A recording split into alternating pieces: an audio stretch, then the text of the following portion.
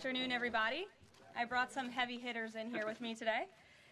Today marks 1 month of President Trump's return to the Oval Office, and there is no denying this administration is off to a historic start. The president has already signed 73 executive orders. That is more than double the number signed by Joe Biden and more than quadruple the number signed by Barack Obama over the same period. These executive orders have ended burdensome regulations, sealed the border, unleashed our domestic energy sector, eliminated divisive DEI from our federal government, stopped the weaponization of government, cut waste, fraud, and abuse, reinstituted America First trade and foreign policies, and ultimately restored common sense. The president also signed the Laken Riley Act into law, which ensures ICE will detain illegal aliens arrested or charged with theft or violence. As of today, the Senate has already confirmed 18 cabinet-level nominees, which is more than at this point under the Obama administration in 2009, and more than double the pace of the Biden administration in 2021. And today, we expect Kash Patel to be confirmed as the next director of the FBI. We are proud to announce that the president will host his first official cabinet meeting here at the White House next Wednesday, February 26th. In just 4 weeks, President Trump has already hosted the leaders of Israel, Japan, Jordan, and India. And next Monday, the president will host France's President Emmanuel Macron. And on Thursday, the UK Prime Minister Keir Starmer will visit the White House as well. As you all know, over the past month, the president has taken questions from the press, all of you, nearly every single day, sometimes on multiple different occasions in the same day, on any topic any of you wish to talk about. President Trump set the tone on this approach immediately when he took more than 12 times the questions in his first few hours in office, as Joe Biden did in his entire first week. Yesterday, we hosted a local media row here at the White House with television and radio stations from across the country that reached up to 60 million viewers and listeners. In our ongoing pursuit of transparency on this 1 month celebration, I am thrilled to bring 3 of my colleagues and our policy experts here at the White House to further recap this incredible first month of accomplishments in greater detail. We have Deputy Chief of Staff for Policy and Homeland Security Advisor Stephen Miller, the Director of the National Economic Council, Kevin Hassett, and our National Security Advisor, Mike Waltz. I will hand it over to them. They will deliver brief remarks on the accomplishments of this administration in the first month, and then we will open it up to Q&A. When we open up the Q&A portion, I do ask, for the sake of efficiency in this room, that you direct your question to the principal you seek an answer from, and I will call on you in this room. But first, I will let them roll through their remarks, and first up, I'll turn it over to Stephen Miller. Thank you. It's great to be back. And I want to just thank you all for joining today, our 1 month celebration of the most historic opening to a presidency in American history. No president comes close to what Donald Trump has achieved over just the last 30 days.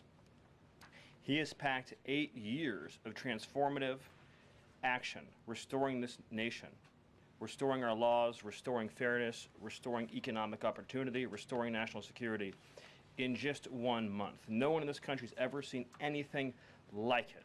And when you look at the consequentiality and the significance and the transformative nature of the actions he's taking, it truly defies description. For example, in just one area, this nation has been plagued and crippled by illegal discrimination, diversity, equity, and inclusion policies. It's strangled our economy. It has undermined public safety. It has made every aspect of life more difficult, more painful, and less safe. He has ended all DEI across the federal government. He has terminated all federal workers involved in promulgating these unlawful policies. He has ended diversity, equity, and inclusion in all federal contracting. He has restored merit as the cornerstone of all federal policy, restored the full, fair, impartial enforcement of our federal civil rights laws for the first time in generations. And he has cracked down on individuals across this government and nonprofits who have engaged in illegal racial discrimination against the American people. This includes making clear to every educational institution in this country that ending diversity, equity, and inclusion, ending unlawful race discrimination, is a precondition of receiving federal funds. He has also saved women's sports by ending the participation of men in women's sports. He has ended radical gender ideology across the entire federal government, and he's pressured the private sector to also end and combat radical gender ideology. He's reestablished the scientific and biological truth that there are only two sexes in this country, male and female, that those are biologically based determinations. They are not based and can never be based on gender identity. That includes rooting out of the Department of Defense all DEI policies, all critical race theory, all gender madness, and once again having a military that is focused solely and exclusively on readiness, preparedness, and lethality. As I'm sure Kevin will talk about more, of course, he has undertaken a historic cost-cutting effort across the federal government, launching the first ever Department of Government Efficiency, uncovering corruption on a scale that we never thought imaginable, terminating every single federal worker that we have found to be engaged in the corruption and theft and the waste of taxpayer dollars, and already saving $50 billion in a single year, which over a 10-year period would be $500 billion. Just think about how vast and enormous that sum is. Of course, as you all know, he has renamed the Gulf of Mexico to its correct and proper name, the Gulf of America. He has renamed Mount Denali into Mount McKinley, part of a historic effort to restore patriotism and national pride all across this land. He has ended the weaponization of the federal government, restored the Department of Justice to its true mission of combating threats to this nation and keeping the American people safe. He has ended all federal censorship of free speech. This has been one of the greatest crises that has plagued this nation. Years and years and years of the federal government violating the First Amendment to take away Americans' right of free speech. President Trump has ended that, and he has demanded that all federal workers, all law enforcement, cease any effort to intimidate the rights of Americans or to police their speech. He has also restored the death penalty at the Department of Justice, including for illegal aliens who commit murder, including for those who murder cops, and including for all of those who threaten Americans with heinous acts of violence. The death penalty is back. Law and order is back. The streets are being made safe once again.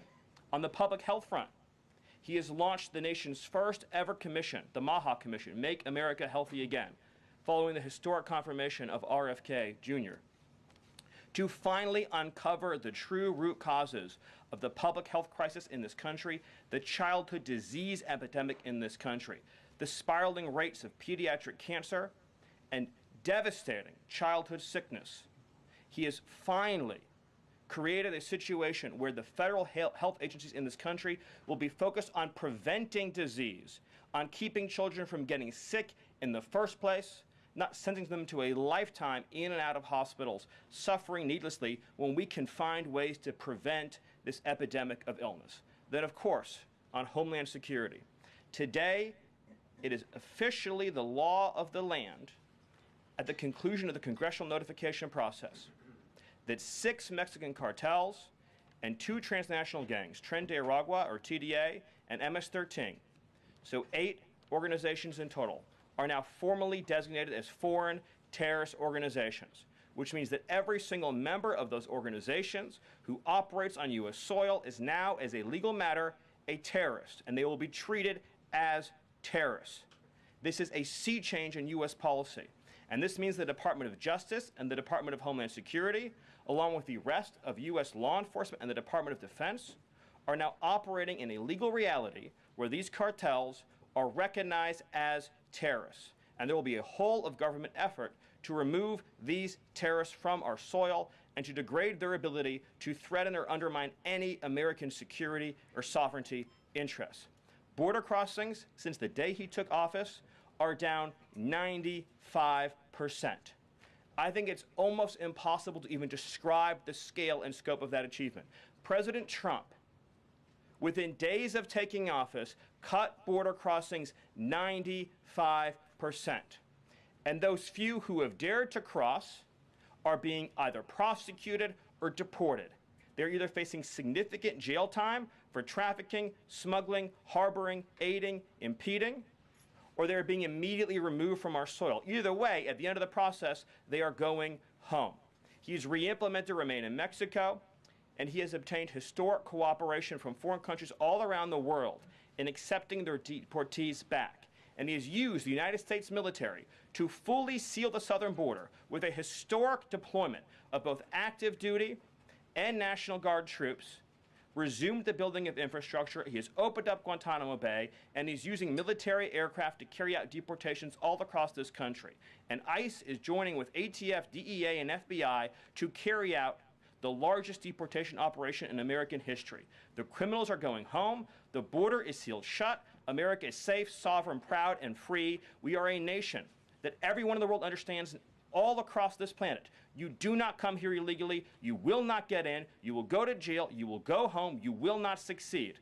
This is the biggest and most successful change in any area of law enforcement that this nation has ever seen, and he did it in under 1 month. Thank you. Yes. Well, thank you, Karoline. Thank you, Stephen. You know, one of the things that President Trump cares most about is job creation, and it was about 7 years ago I had the honor of joining you in this room for the first time, and it looks like we've created a lot more jobs in the last month. Look at how many people are here. My estimate is about 180, but I didn't count. So thank you. It's really an honor to be back here. I think that I just want to go over a few things and then hand it off to Mike. The first thing is that the President has told us to prioritize fighting inflation. And he had to do that because, as you know, President Biden let inflation get completely out of control. And he did it with policies that made no sense. They made no sense. You know, a lot of times you people say to us, our friends the journalists, you know, why are you doing that? But you know, I like to think, why did they do that? Why did they spend so much money? And then why did the Fed print so much money so that we had inflation as high as we've ever seen since Jimmy Carter? So why did they do that? So we're addressing inflation. We didn't have to address it in the first term because it was always in the ones, almost always. But we're going to get it back there. And how are we doing it? Well, we're doing it with a plan that President Trump and I and others have talked about in the Oval that involves like every level of fighting inflation. First, the macroeconomic level. We're cutting spending. We're cutting spending in negotiations with people on the Hill. We're cutting spending with the advice of our IT consultant, Elon Musk. And then we're also looking into supply side things, like restoring Trump's tax cuts, maybe even expensing new factories so that there's an explosion of supply. If you have an explosion of supply and a reduction in government demand, then inflation goes way down. And then one of the things that you will want to say is, well, when are you going to see it? Well, the first thing that you'll see when the markets believe that we're going to get inflation under control is that the 10-year Treasury rate goes down, because that's how they think about future expected inflation. And so we're still going to see some memory of Biden's inflation. It's not going to go away in a month. But the 10-year Treasury before the last consumer price index had dropped about 40 basis points. 40 basis points because markets were optimistic about our ability to fight inflation. 40 basis points is kind of not a fun thing to say. Economists talk that way. I apologize. But the way to think about it is, for a typical mortgage, if that affects the mortgage rate, then it's going to save a typical family buying a house about $1,000 a year. And that's just in our first month. Okay. The second thing we've done is we've had a lot of trade talks. In fact, I was just meeting a minister from Mexico with Howard Lutnick just a couple of hours ago. And we're talking about reciprocal trade, and we're also talking about the fentanyl crisis. And so reciprocal trade is about our government treating other governments the way they treat us. We want trade to be fair. It turns out that Americans have been disadvantaged by foreign governments over and over, and President Trump wants it to stop. And the fact that struck me as most noticeable when I started to look at what President Trump was asking us to do is that last year we have data, U.S. companies paid $370 billion in taxes to foreign governments. $370 billion. Last year, foreign multinationals paid us $57 billion in taxes. We have 1/4 of world GDP. They have 3/4 of world GDP, and we're paying 370, they're paying 57. This is not reciprocal. We're going to try, or we're going to, fix it. The other thing that we've done is we've had an all-of-the-above energy approach that's led by Doug Burgum and Chris and a really large team, EPA. And we've already made so many actions that are going to affect the price of energy and lower inflation. We've opened up 625 million acres to energy exploration. We've cut 50 years of red tape that makes it so you can't have permits. And we've even made it so that when you go home, if you get a new one, then you can take a shower or flush a toilet, or read under a light bulb. We're doing that too. So finally, let's just think about like the facts that we can see right now that we think are awesome. So guess what?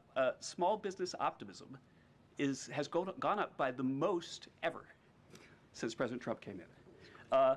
ISM, which is the measure of what's going on in manufacturing, it's expanding again for the first time in years. CEO confidence is the highest it's been in years. And the reason people are thinking this is that our policies give people cause for optimism.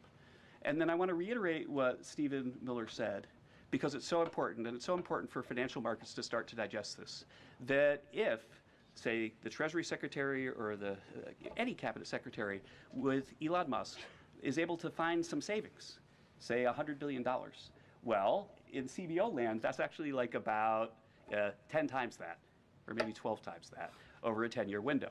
And so when you're thinking about the negotiations right now over reconciliation and thinking about, well, 4 trillion, 5 trillion, well, those numbers in terms of the savings are going to end up being small because of all the waste that we're finding. And so we're incredibly optimistic about the future of inflation and the future of our economy, and we're optimistic because we're making so much progress so far, and we already see it in market prices. And with that, I'll hand it off to Mike. All right. Thanks, Gil. Well, good afternoon. What a month, and what a sea change in our foreign policy. In addition to what we're doing on the border and restoring American sovereignty, in addition to what we're doing in our economy and the job creation and the inflation reduction, we are bringing the world back to where it was at the end of President Trump's first term, which is a world of peace, prosperity, and looking forward and getting us out of the chaos that we've just seen over the last 4 years. So over the last month, just to name a few, I had the honor of sitting in the Oval Office as President Trump spoke with President Putin, and then immediately spoke with President Zelensky, and both of them said only President Trump could bring both sides to the table, and only President Trump could stop the horrific fighting that has been going on now for the better part of 4 years, and that only President Trump could drive the world back to peace. Both of those leaders said that in back-to-back calls. And of course, we just had our historic talks mediated by our good friends and partners, Saudi Arabia. We give great thanks to Crown Prince Mohammed bin Salman for hosting, and sat down for the first time in years with the Russians and talked about a path forward with peace. On top of that, and one of the things that led to that, was the tremendous confidence building measure that we had with the release of Mark Fogel. I'll remind everyone, the last time that we had an American released from the Russians, either we gave up a deadly spy, pressured our allies to give up a lethal killer, or we released, under the Biden administration, the world's most notorious arms dealer, Victor Bout, who, by the way, had one of his main clients for arms, the cartels in Mexico and Central America. We gave up none of that. This was released as a confidence-building measure, working with our great Middle East envoy, Steve Witkoff, and our Secretary of State as a first step towards opening these talks and then moving forward towards peace. On top of that, we've secured, just in a month, the return of 12 American hostages from Russia, from Bulgaria, from Venezuela, the Taliban, and Hamas. Excuse me, that's from Belarus, not Bulgaria. We also had, for the first time in quite some time, we took out a senior leader of ISIS, an international financier and recruiter that the military had been trying to take out for quite some time, and wasn't able to do so, frankly, because of a bureaucratic approval process. President Trump said, take him out, and that ISIS financier and leader is no longer on this earth. We've also taken action to eliminate other terrorist organizations in the Middle East. We drove, before the president was even in office, he started talking consequences for people that would hold Americans. Heretofore, there's been nothing but upside You take an American, you get some better deal. You take another one, maybe you get a better deal. No more. There's now nothing but downside for taking Americans illegally, either as hostages or illegal detainees. And when President Trump sent a very clear message across the Middle East, but particularly to Hamas, that there would be all hell to pay, we suddenly saw a breakthrough. And now we just saw the release of yet another group of hostages. There have been dozens now, including 2 Americans that we've seen once again reunited with their families. As part of the talks with King Abdullah, he offered, and I think the entire world is graciously accepted, to take 2,000 sick children, cancer patients, and others out of Gaza as a humanitarian gesture. 2,000 Gazans will come out of that hellhole that it is, that wasteland that Gaza is right now, with unexploded ordnance, with debris everywhere, with no sewage, with no water. And President Trump has put forward a plan to deal with the practical reality that is 1.8 million Gazans now truly suffering. And then, just to bring it back to our own hemisphere, we've seen literally in the last month, after years of national security experts, the generals in charge, and others testifying and ringing the alarm bells about the Chinese Communist Party's presence in our own hemisphere, particularly in the Panama Canal. We're seeing the leadership of Panama step away from the Belt and Road program, move away from China and back towards the United States, and even enter into talks and other negotiations about addressing the ports on either side of the canal. And then finally, last but not least, we've had 4 world leaders in the White House, in the Oval Office. We've had the Prime Minister of Japan, the Prime Minister of India, the King of Jordan, and of course the Prime Minister of Israel, just in the last 4 weeks. And next week we'll have the Prime Minister of the United Kingdom, and we'll have the President of France, Macron. So President Trump is on what we call Trump warp speed. We are all honored to be really serving under his leadership and his vision, and truly, when we all say, and the president himself says, he is a president of peace. He is a president focused on restoring stability. I think the entire world saw what the world will look like without strong American leadership in the last 4 years. And it's truly been an honor to get us back to where we were and back on track under President Trump's leadership. Thank you, Mike. Mm-hmm. Thank you. Thank you, everybody. I'm sure you're very eager to ask questions of these very smart people working very hard on behalf of the president. We do have somebody in our new media seat today. We have John Stoll, who is the head of news at X. As you all know, you're all on X. It's home to hundreds of millions of users, a large contingent of independent journalists and news organizations across geographies and political spectrums. And at the same time, X remains the go-to platform for many legacy news outlets. And I know, as I mentioned, many of the reporters in this room use X to attract eyeballs to your work. Prior to joining X, John spent 2 decades in journalism, including several years as an editor at the Wall Street Journal. We are excited to have him in the briefing room today. John, we'll let you kick it off. And as I said at the top, please direct your question to the individual up here who you'd like an answer from. John, why don't you begin? All right, thank you very much. I am sitting in for a thriving ecosystem of journalists, independent and emerging news organizations who do depend on X for publicity, for a business model. And so I look forward to seeing many of them in this seat in months and years to come. I also thank you, Karoline, for opening this seat up to new media. It really is a testament not only to your open-mindedness, but also to innovation, that you'd actually think about, folks that are not traditionally credentialed to be in this room, and not only have a question, but also to witness. This is a very important intersection of power and the free press. And so just the ability to witness this and be part of it brings everybody's game up. So thank you for that. I think this is for Mike Waltz. My question is about Ukraine. Sure. For about more than 10 years, I've been fascinated, like many, with what's going on.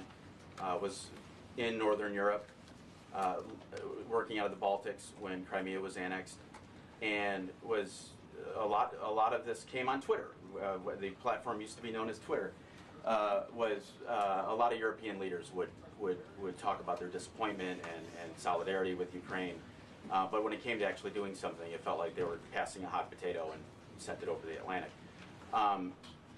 I wonder how much of what we're seeing right now out of the administration of President Trump is a call to Europe and the European leaders and the allies that we've traditionally had to pick up that hot potato and start doing something a little bit more concrete to win and preserve the peace in Ukraine. The second question I have is, it's related, is there's been a lot of speculation that President Trump and the administration might be manipulated by Vladimir Putin. I wonder if you can just talk a little bit about the administration's posture and your confidence in the competence of this administration to go toe-to-toe with Vladimir Putin. Well, if there's I'll take the second question first. If there's anybody in this world that can go toe-to-toe with Putin, that could go toe-to-toe with Xi, that could go toe-to-toe with Kim Jong-un, and we could keep going down the list, it's Donald J. Trump. He is the deal maker in chief. There is no question that he is the commander in chief.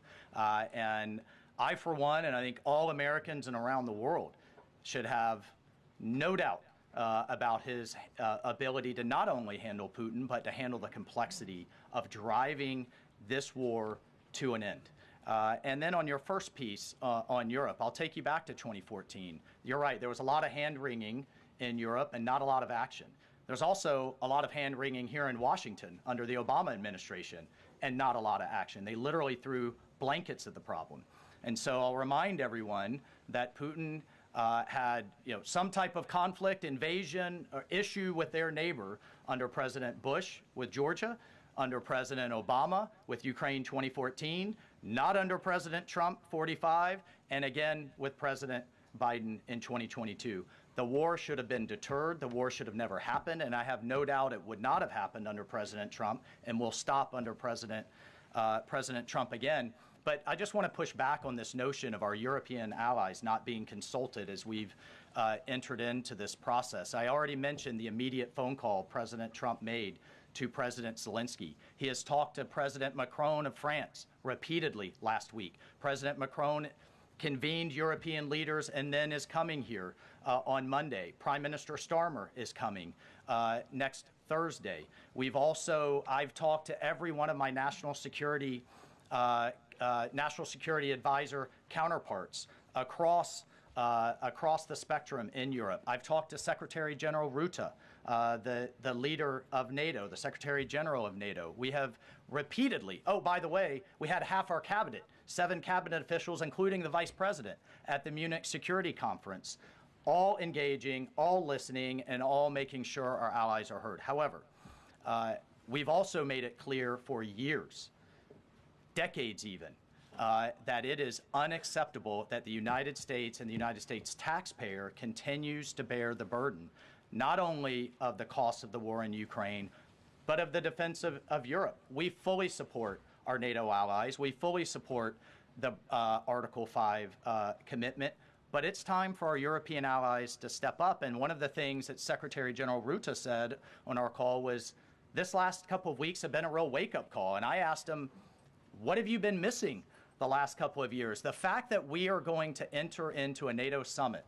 this June with a third of our NATO allies still not meeting the 2% minimum, a commitment they made a decade ago, literally a decade ago, with a war on their doorstep, the largest war that they're all extremely concerned about, but yet it's, well, somebody else needs to pay. We've got other domestic priorities. It's unacceptable. President Trump's made that clear. And the minimum needs to be met. We need to be at 100% in this June at the NATO summit.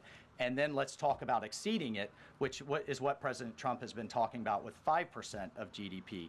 Europe needs to step up for their own defense as a partner, and we can be friends and allies and have those tough conversations. Great. Peter. Thank you, Caroline. I have a Ukraine one and a Doge one. Who can talk Doge? Steve is All of us. Well, so Stephen, we're hearing about these Doge dividend checks that would be 20% back to taxpayers, 20% to pay down the debt. 60% is left. Who gets that? Well, the way that it works is when you achieve savings, you can either return it to taxpayers, you can return it to our debtors, or it can be cycled into next year's budget, and then it just lowers the overall baseline for next year. So in other words, you can just transfer it into the next fiscal window and then lower the overall spending level. And that means that you can achieve a permanent savings that way, and that reduces the deficit. And when is it that people might see those checks? Well, this is all going to be worked on through the reconciliation process with Congress that's going underway right now. As you've seen, the Senate's moving a bill, the House is moving a bill. The President has great confidence in both chambers to deliver on his priorities. I would just take this opportunity to note that President Trump has made a historic commitment to the working class of this country to fight for major tax relief and major price relief. And cutting spending, as DOJ is doing, and cutting taxes is the key to delivering on both of those promises, and President Trump is resolutely committed to doing both. Thank you. And on Ukraine, I guess this is for Mike. Sure.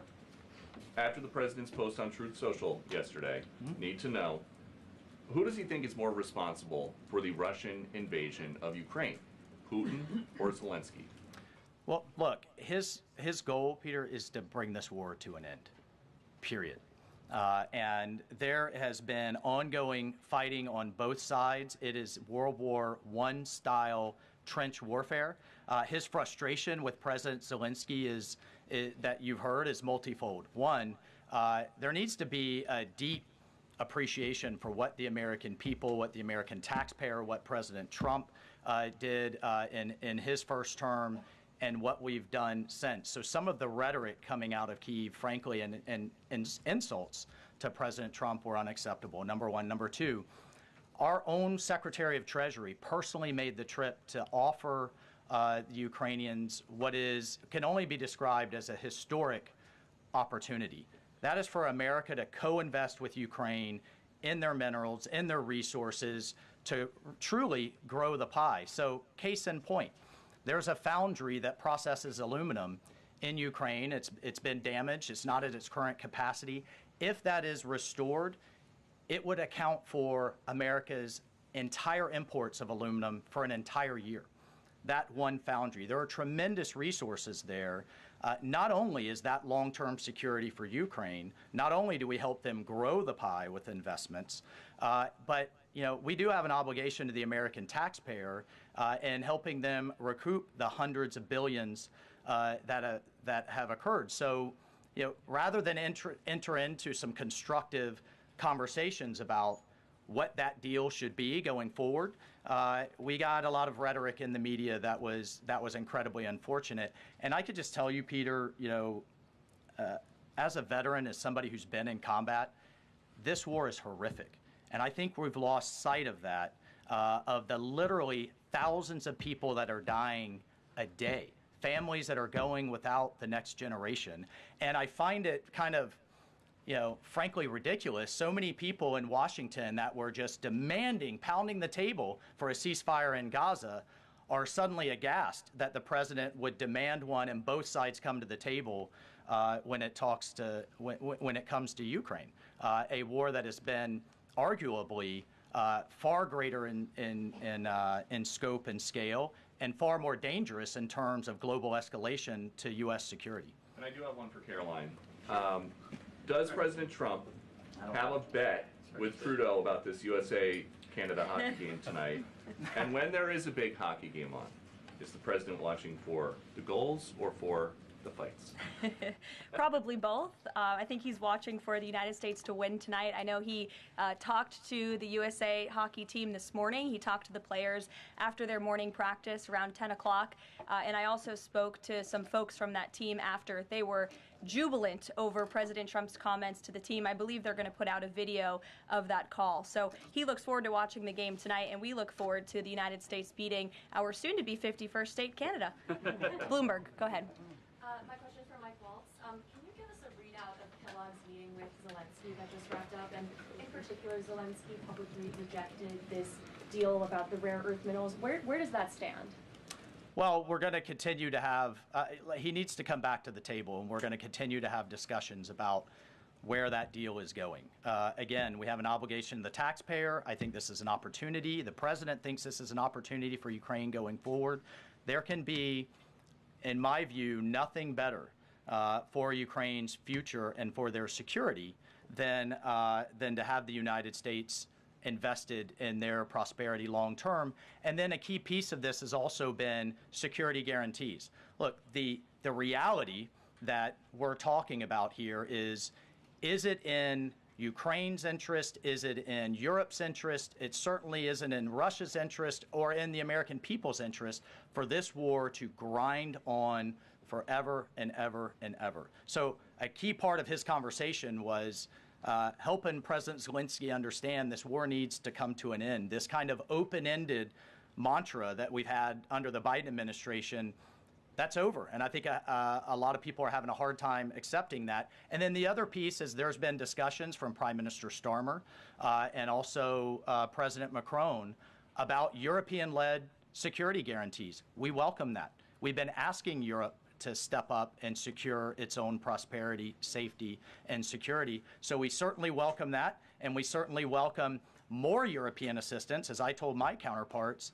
come to the table with more if you want a bigger seat at the table. And we've been asking for that for quite some time. And has Russia pushed for sanctions in your talks with them? And have you consulted with international partners and allies about potentially rolling back sanctions in these negotiations to end the war? The talks with our Russian counterparts, both with my counterpart, the National Security Advisor, Secretary Rubio's counterpart, the Foreign Minister Lavrov, it really was quite broad, focused on what is the goals for our broader relationship, but very clear that the fighting has to stop to get to any of those brighter goals. And as a first step, we're just going to do some common sense things like restore the ability of both of our embassies to function. And again, this is common sense in foreign policy world. They call it shuttle diplomacy. We have to talk to both sides in order to get to both sides to the table, and both sides have said only President Trump could do that. Deanna. Thank you, and my question is for Mike Waltz. All right. The president has called Zelensky a dictator. Does he view Putin as a dictator? And does he want Zelensky out of power? I know he's called for elections. And then thirdly, the head of the Defense Committee in Ukraine's parliament just has claimed that the U.S. has stopped selling weapons to Ukraine. Is that true? Well, most of our weapons that have gone to Ukraine have been part of a drawdown authority where we've literally taken them out of our stocks and then eventually through appropriations started buying them again to refill our stocks. I'll just state that there has been a lag in a lot of that process. So many of our stocks, as we look at our operations around the world, are becoming more depleted. That's one of the reasons many people have had a lot of concern about when does this end? How much is it going to take? How many lives will be lost? How much will we spend? As a member of Congress, we repeatedly asked the Biden administration those questions, and we never got a satisfactory answer. Look, President Trump is obviously very frustrated right now with President Zelensky. The fact that he hasn't come to the table, that he hasn't been willing to take this opportunity that we have offered. I think he eventually will get to that point, and I hope so very quickly. But President Trump, as we made clear to our Russian counterparts, and I want to make clear today, he's focused on stopping the fighting and moving forward. And we could argue all day long about what's happened in the past. Reagan. Yeah, what about I have a What about- question Oh, the for IRS. Stephen. Excuse me, I just called on Reagan. Reagan, go ahead. I have a question for Stephen and a question for Mike. Sure. Stephen, I can start with you. There have been Thank you. reports that Trump is unhappy with the rate of deportations and he wants them to be higher. Is the president happy with the rate of deportations, and are there any plans to speed up the process? Well, first of all, we all appreciate the encouragement from the media to deport as many illegal aliens as humanly possible. So thank you, and I will promise you that the full might of the Department of Homeland Security, the Department of Justice, the Department of Defense, and every element and instrument of national power will be used to remove, with speed, all criminal illegals from the soil of the United States of America, to enforce final removal orders, and to ensure that this country is for American citizens and those who legally belong in this country. We inherited an ICE that was completely shuttered. we inherited a Department of Homeland Security whose sole mission was to resettle illegal aliens within the United States of America. In 30 days, the president sealed the border shut, declared the cartels to be terrorist organizations, has increased ICE deportations to levels not seen in decades, and we are shortly on the verge of achieving a pace and speed of deportations this country has never before seen. Thank you. And Mike, there have been reports that there's some underground opposition to Trump's pick for Undersecretary of Defense and Policy, Elbridge Colby. Have you or anyone from the administration been personally lobbying senators to support Elbridge Colby? Look, I've worked with Bridge Colby in the past. He has the president's full support to be the Undersecretary of Policy, which will be a critical policy arm for Secretary Hegseth going forward that will implement a lot of these policies.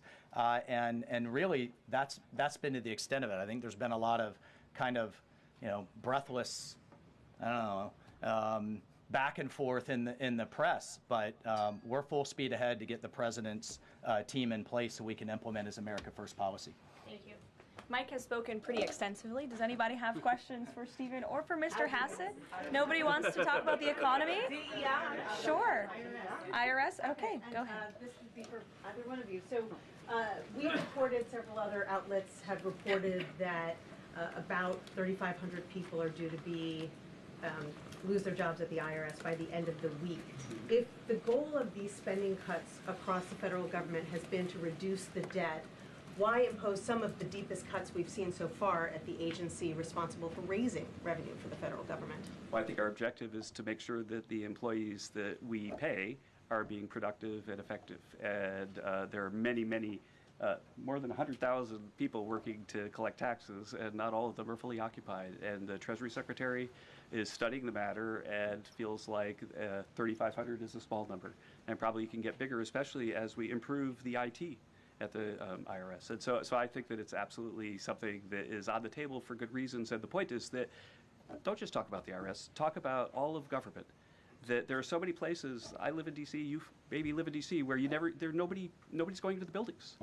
People aren't commuting because nobody's doing their job. We look back and we see that there are all these people doing 2 jobs while they're getting a government payroll on the payroll. So the point is we're fixing that, and the IRS is a small part of that picture. So you're saying that everybody who's being let go was doing a bad job?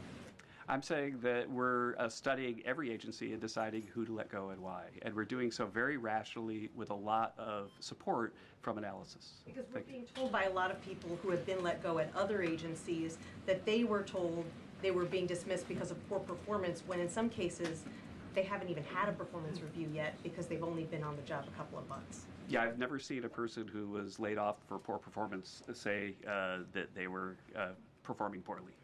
Okay. Caroline? Good point. Sure, Caitlin. I have a question. I'll start with you, Kevin Hassett. Thank you for being here. And then I've got a question for Mr. Waltz. On these potential checks that you might send out from DOJ, is there a concern as you're thinking through this that they could be inflationary? Oh, absolutely not, because imagine if we don't spend government money and we give it back to people, then if they spend it all, then you're even. But they're probably going to save a lot of it, in which case you're reducing inflation. Okay, and also, when the government spends a lot, that's what creates inflation. We learned that from Joe Biden. And so if we reduce government spending, then that's, reduces inflation. And if you give people money, then they're going to save a bunch of it. And when they save it, then that also reduces demand and reduces inflation. Okay, so you're not worried about it. And no, Mr. Waltz, to follow up on Peter's question, you wrote in an op-ed in the fall of 2023 that, quote, Putin is to blame, certainly like Al-Qaeda was to blame for 9/11. Mm-hmm. Do you still feel that way now, or do you share the president's assessment as he says Ukraine is to blame for the start of this war? Well, it shouldn't surprise you that I share the president's assessment on all kinds of issues. What I wrote as a member of Congress was as a former member of Congress. Look, what I share the president's assessment on is that the war has to end. And what comes with that? What comes with that should be, at some point, elections. What comes with that should be peace. What comes with that is prosperity that we've just offered in this natural resources and economic partnership arrangement, an end to the killing, and European security and security for the world. The president's not only determined to do that in Europe, he's determined to do it in the Middle East. And just a few months ago, we had an administration that had tried for 15 months, week after week, sitting with you here, and couldn't get us to a ceasefire, couldn't get our hostages out, Now we're at that point. We're back to maximum pressure on Iran, and we have just begun, and we will drive towards a ceasefire and all of those other steps. I'm not going to pre-negotiate or get ahead of the sequencing of all of that. It's a very delicate situation. But this is a president of peace, and who here would argue against peace? Okay, so you do share that assessment. And can I follow up? In 2017, then President Trump. Go ahead. Can I just follow up Thank really you. You quickly? just had 2 questions, Kate. Can I Jordan, just go ahead. Mr. I have an Hassett. important follow-up. Jordan, from Mike go Waltz. ahead. So, Go ahead. Mr. Hassett, you were speaking about tariff revenue, and you also addressed a question about the IRS. President Trump has spoken about replacing income tax with tariff revenue, especially with all this waste, fraud, and abuse that we're seeing cut. Is that a possibility? Absolutely, and in fact, if you think about the China tariff revenue that we're estimating is coming in from the 10% that we just added, plus the de minimis thing, that it's between $500 billion and $1 trillion over 10 years is our estimate. And that's something that is outside of the reductions that markets are seeing through the negotiations up on the Hill. And so we expect that the tariff revenue is actually going to make it much easier for Republicans to pass a bill, and that was the president's plan all along. And then I have a question for Stephen Miller about Doge. So you spoke about Doge. You said roughly $50 billion is set to be cut in a year of waste, fraud, and abuse by unelected bureaucrats. We're hearing this ironic narrative from the president's critics and the left-wing media that Elon Musk is an unelected bureaucrat and he's doing all this terrible stuff. Isn't one of Doge's objectives to get rid of the federal bureaucracy, the deep state, and also who was running the White House when Joe Biden was in office? Because I don't know a single person who believes it was Joe Biden. You're tempting me to say some very harsh things about some of our media friends.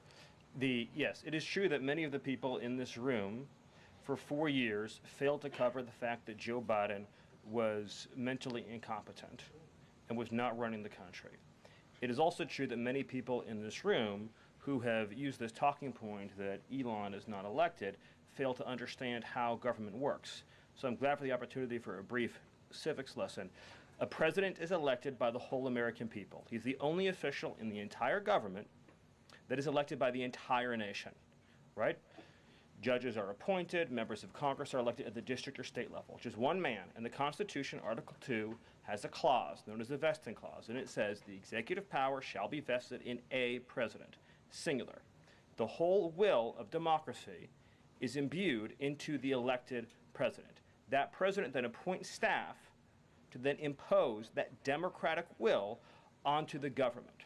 The threat to democracy, indeed the existential threat to democracy, is the unelected bureaucracy of lifetime tenured civil servants who believe they answer to no one, who believe they can do whatever they want without consequence, who believe they can set their own agenda no matter what Americans vote for.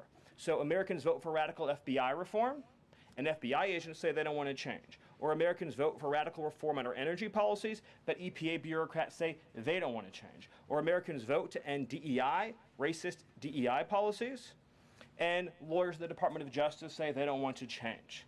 What President Trump is doing is he is removing federal bureaucrats who are defying democracy by failing to implement his lawful orders, which are the will of the whole American people. Thank you.